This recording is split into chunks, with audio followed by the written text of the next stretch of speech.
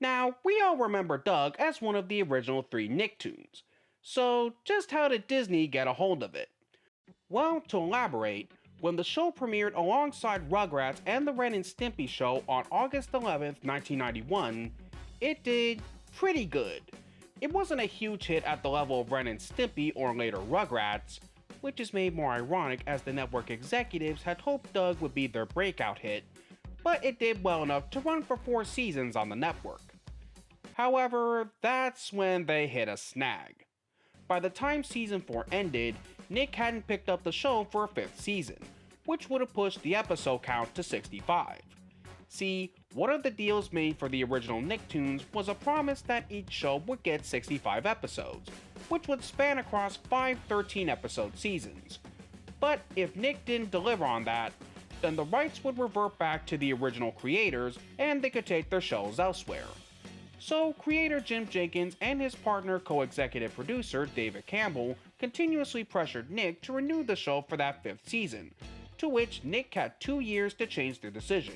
And when it didn't happen, you guessed it, all the rights reverted back to Jenkins and his production company Jumbo Pictures. But during that time frame, other networks started expressing interest in picking up the show, and ABC was one of the networks interested in picking it up, which Jenkins and Campbell did inform Nick of in the hopes of speeding up their decision. At the same time, after Disney fully acquired ABC, they had caught wind of how much of a hot property Doug was fast becoming. So naturally, they wanted in on it, right? Oh ho, Disney did want in alright, but they got more than just that.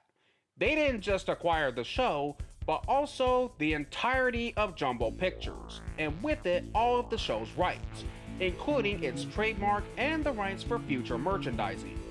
They even made Jenkins and Campbell Disney executives. On the flip side though, thanks to a special condition, Nick was allowed to retain the rights to the episodes produced during their tenure, so that's how Doug became a Disney property. Anywho, as far as the main show itself, it was meant as a direct continuation, picking up where it left off at the end of the 4th season, following more of the daily life of Doug Funny and his friends in the town of Bluffington. While this run did pick up where the Nick run ended, the show did go through some changes. The episodes were now a full 22 minutes instead of 2 11-minute segments, the recording was moved from New York to Los Angeles, and due to not settling on a decent deal, Billy West didn't return to reprise Doug and Roger, so they were recast to Tom McHugh and Chris Phillips respectively. When the show premiered on ABC on Saturday, September 7th, 1996 as brand spanking new Doug, yes, that's what it was first called, but it was later changed to just Disney's Doug, audience and fan reaction was pretty mixed. Many weren't big fans of the changes made to the show, and even some of the cast and crew members felt that the show wasn't the same. However, those that gave it a fair chance felt that it was good in its own right, and that it worked as a continuation. But regardless of what people thought of this run, there was no denying that it was a huge hit.